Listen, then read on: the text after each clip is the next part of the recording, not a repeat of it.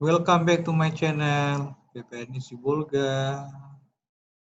Tentu dengan saya Iwan Sianturi. Konten kali ini saya ingin berbagi bagaimana mahasiswa berprestasi di era milenial.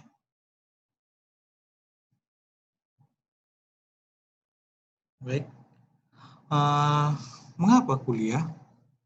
Mungkin banyak alasan, bahkan orang bertanya-tanya untuk mengapa untuk kuliah. Salah satu alasannya itu menyenangkan hati orang tua, atau biar bisa cari uang banyak, atau cari jodoh, atau sekedar isi waktu daripada tidur di rumah. Mungkin semua alasan ini ada pada orang yang sedang kuliah. Mereka beralasan tertentu, tapi banyak orang pasti berpikir, ya itulah bisa cari uang banyak. Kuliah adalah investasi masa depan. Faktanya, 40 juta pengangguran di Indonesia. Nah, bukti kuliah bisa saja itu terlalu teoritis, maka berprestasilah. Sebenarnya karena kuliah adalah investasi masa depan, maka dari sini di kuliahlah kita menemukan harusnya bagaimana diri kita untuk berprestasi, karena wadahnya itu ada pada masa-masa kita kuliah. Jadi marilah berprestasi waktu masa kuliah. Jangan terlalu teoritis. Artinya dalam kuliah itu hanya berbentuk ilmu yang kita capai itu hanya teoritis tanpa ada praktiknya, sehingga kita tidak bisa berkembang untuk berprestasi. Nah, apakah dan bagaimana mahasiswa yang berprestasi itu? Yang intinya. Nah, prestasi mahasiswa pada saat kuliah setelah lulus merupakan indikator keberhasilan program studi. Nah, salah satu prestasi mahasiswa ini adalah satu alat ukur keberhasilan suatu program studi. Artinya bahwasanya kampus tersebut sudah mencetak satu mahasiswa bahwa tempat wadahnya kampus itu ada orang yang berprestasi.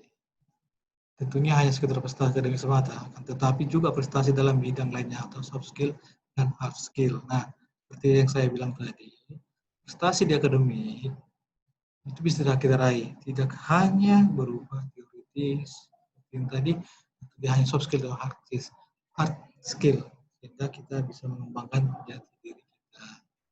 Nah, cara sukses berprestasi yang pertama mempunyai tujuan. Nah, ini jelas.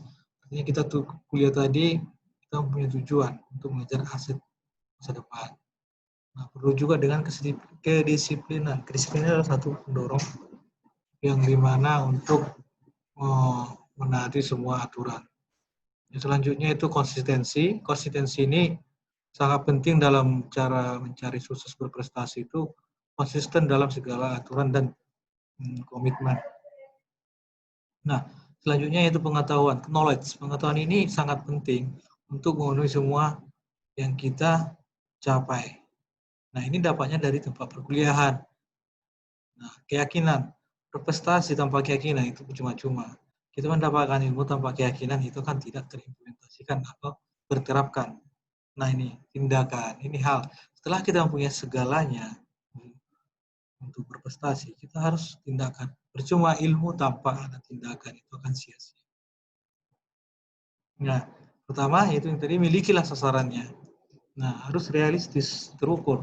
Kita punya tujuan. Saya tamat kuliah sama kerja yang lebih bagus. Saya di perkuliahan soal menergat contoh dengan nilai kumulat.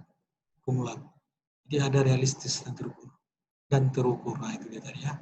Spesifik. Jadi dia ada seperti sama halnya sasaran itu harus mempunyai spesifikasinya. Tujuan kita apa, manfaat bagi kita apa, terus faktornya untuk kita apa. Jadi sasaran itu jelas dan fleksibel, berkesinambungan. Setelah kamu berprestasi dalam perkuliahan, kamu akan memiliki kesinambungan untuk mendorong penunjang untuk mencari pekerjaan. Nah, ini karakter itu komunikatif, proaktif, kooperatif, gigih, cerdas, dan etis. Jadilah pemenang dalam karakter. Inilah hal 6 yang harus kamu tekankan. Sebagai mahasiswa yang berprestasi, kamu harus komunikatif. Lakukan penjalin komunikasi antara teman, kelompok, dosen, dan di situ nanti kamu akan bisa mengembangkan soft skill dan hard skillmu, di mana kamu dalam berkuliah itu harus juga contoh ibaratnya proaktif dalam berorganisasi di kampus atau luar kampus. Itulah mengembangkan jati diri kamu. Kooperatif juga, gigih, cerdas, dan etis. Artinya kamu harus ulet dalam memenangkan karakter ini.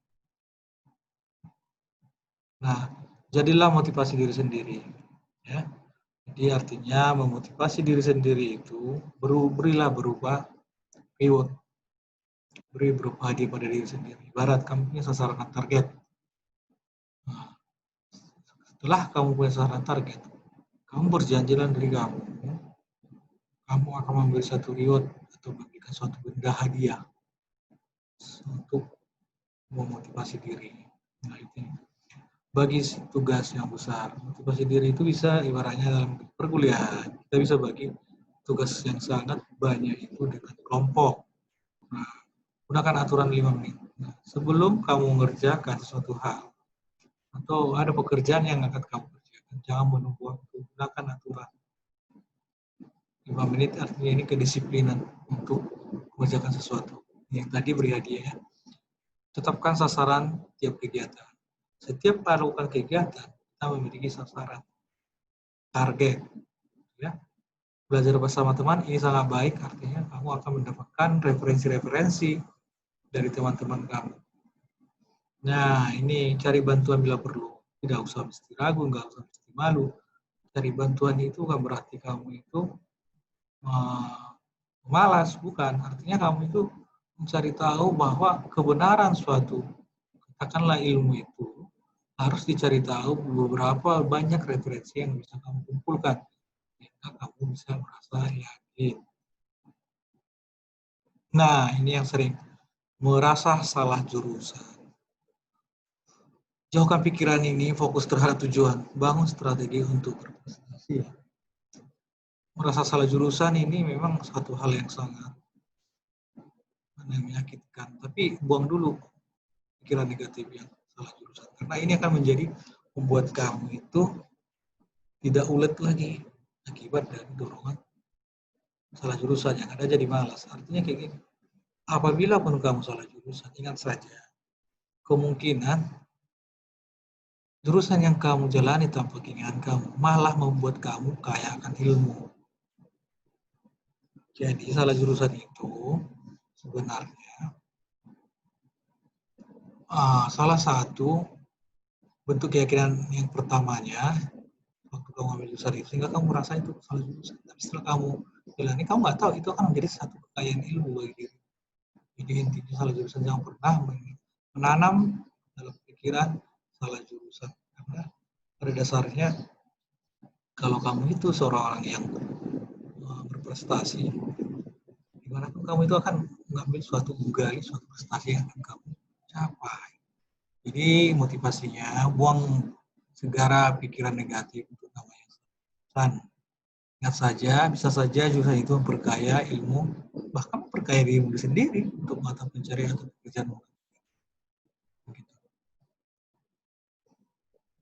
Nah, di dalam perkuliahan itu juga untuk meraih suatu prestasi itu, jadi hiduplah seimbang. Kuliah, organisasi, cita-cita, fun, teman, dan keluarga harus seimbang. Jangan karena kamu itu orang yang berprestasi sehingga kamu hanya mengingat cita-cita, kuliah, organisasi. Nah, sementara kita butuh juga sosialisasi. Sosialisasi dengan siapa? Teman, bahkan keluarga, fun, kesenangan juga, bro. Dalam arti untuk terapi untuk dirimu, nggak selalu membuat hidup tidak seimbang. Jadi haruslah seimbang. Ya. Nah ini musuh utama adalah malas. Musuh utama itu adalah hal malas. Kata pada dirimu, buang rasa-rasa malas. Nah, biasanya yang malas itu ciri-cirinya selalu punya alasan untuk menunda. Mendahulukan yang kurang. Ini biasanya sehingga kamu tidak dapat berprestasi. berprestasi. Nah, cara yang dapat ditempuh mahasiswa di era milenial itu, misalnya mengikuti lomba esai, lomba nulis, yang saya saya tadi. Perkuliahan adalah wadah untuk mengembangkan passion kamu yang sebenarnya. Karena di sini kamu akan mendapatkan orang-orang yang berakademisi, yang berpikiran kritis, ideologis, dan membuat kamu termotivasi untuk berprestasi. Yang kedua yaitu inovasi teknologi pembelajaran. Ini salah satu misal. Zaman sekarang ini seperti belajar virtual. Artinya belajar jarak jauh, sehingga tercipta satu inovasi teknologi berupa katakan belajar jarak jauh, inovasi teknologi pembelajaran. Banyak, bisa aja mahasiswa itu membuat e-book atau menjadi YouTuber juga bisa. Nah, dan juga itu publikasi ilmiah mahasiswa ini bisa ya menempuh prestasi di era ini. Jadi artinya memang itu tergantung dirimu bagaimana untuk meraih suatu prestasi. Nah, bila tetap malas juga, coba deh dengan tips ini. Evaluasi target kita. Ini maksudnya. Di dalam menuju satu prestasi, tentu kita memiliki target seperti yang saya katakan tadi. Artinya, apabila memang malas, evaluasi apa yang kira-kira kurang yang dari target dan sasaran. Sehingga nggak ada minimal standar untuk yang kamu tuju sasaran. Minimalnya kamu ketahui dulu, sehingga kamu bisa mencapai target dan sasaran. Nah, jangan menghindar dari tanggung jawab. Ini sangat serius, karena biasanya orang yang malas itu biasanya orang yang tidak menghindar dari tanggung jawab, sehingga berprestasi pun untuk hal itu sangat malas. Buat skala prioritas, berpegang pada jadwal. Buat skala prioritas artinya buang hal-hal yang tidak penting. Pekerjakan apa yang harus prioritas dalam menuju sasaran. Berpegang pada jadwal. Ini untuk kedisiplinan.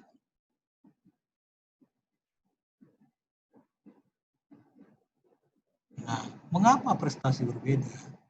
Padahal semua orang memiliki waktu sama 24 jam sehari, 168 jam seminggu, 670 jam sebulan, dan seterusnya.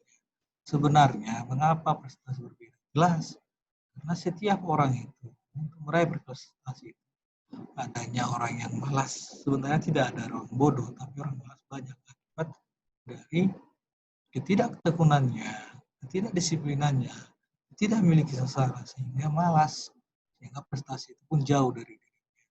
Tentu dengan tips yang tadi itu ada perbedaan dengan orang yang berprestasi.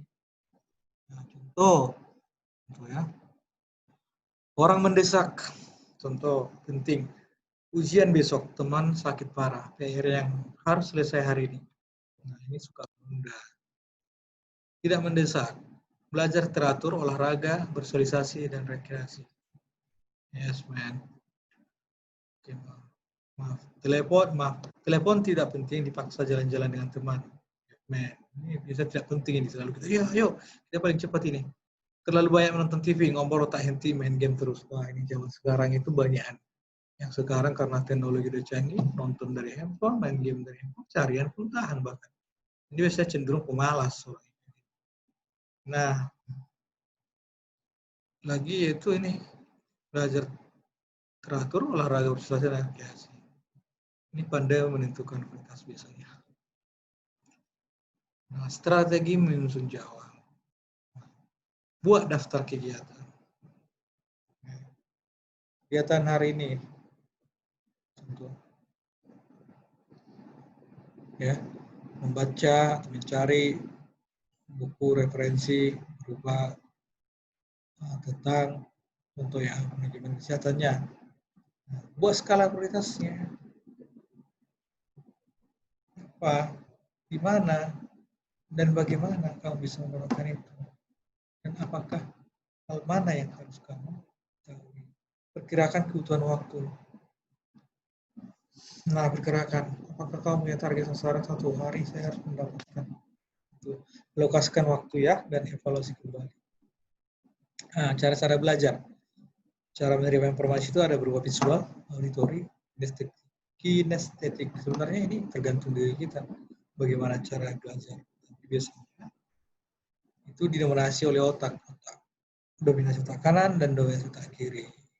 Belajar mandiri bagus juga, belajar berkelompok dan bahkan bagus juga ya. Nah, strategi belajar visual. Salah satu kalau kamu itu lebih suka ya, berupa belajar visual bisa gunakan gambar, peta, dan grafik. Atau visualisasikan materi dalam benak. Nah, ini membayangkan.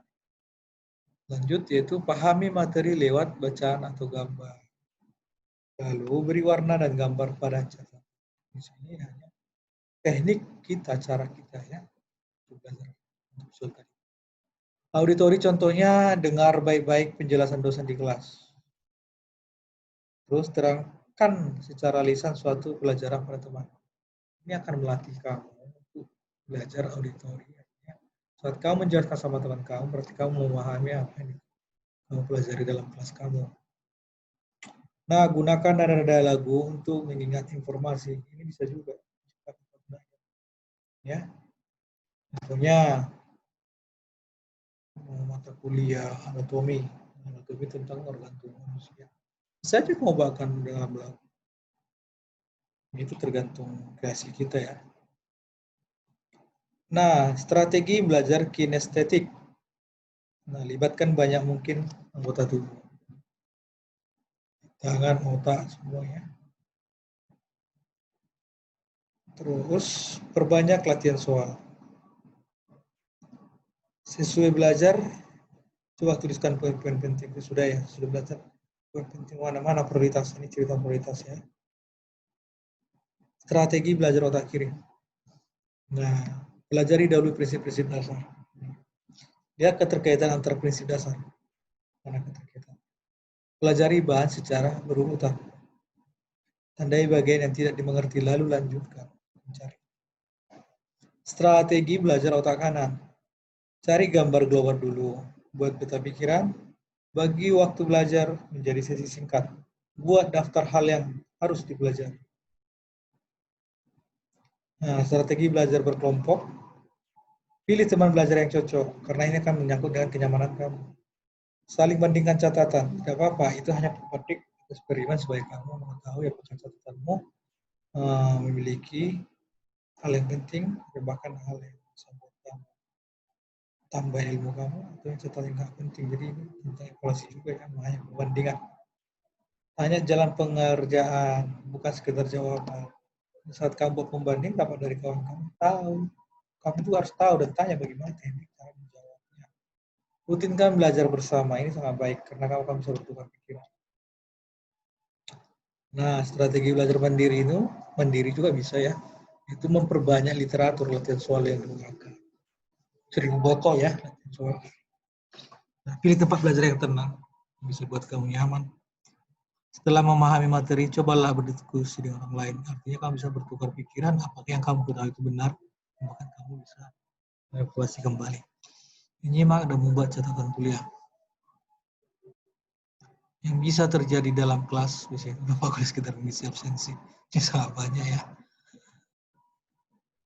kejadian perkuliahan. Strategi menyimak aktif, itu jaga kontak mata, aktif di kelas, selektif dalam mencatat, fokus, singkirkan ketidaksukaan pribadi. Nah ini paling sering ini, untuk kita tidak suka sama dosennya, malah kita jadi malas untuk menyimak, itu buang dulu strategi kayak gitu ya. Cintai dulu dosennya, sehingga kamu nanti bisa menyimak dengan baik. Nah, strategi mencatat. Catat yang perlu saja. Contoh format catatan, map, feedback. Nah, itu dia. Catat dia yang perlu saja ya. Menurut peneliti, rata-rata manusia belajar 20% dari apa yang kita dengar, 30% dari apa yang kita baca, 40% dari apa yang kita lihat prosesnya, 50% dari apa yang kita katakan, 60% dari apa yang kita kerjakan, 90% dari apa yang kita lihat, dengar, katakan, dan kerjakan. Terima kasih.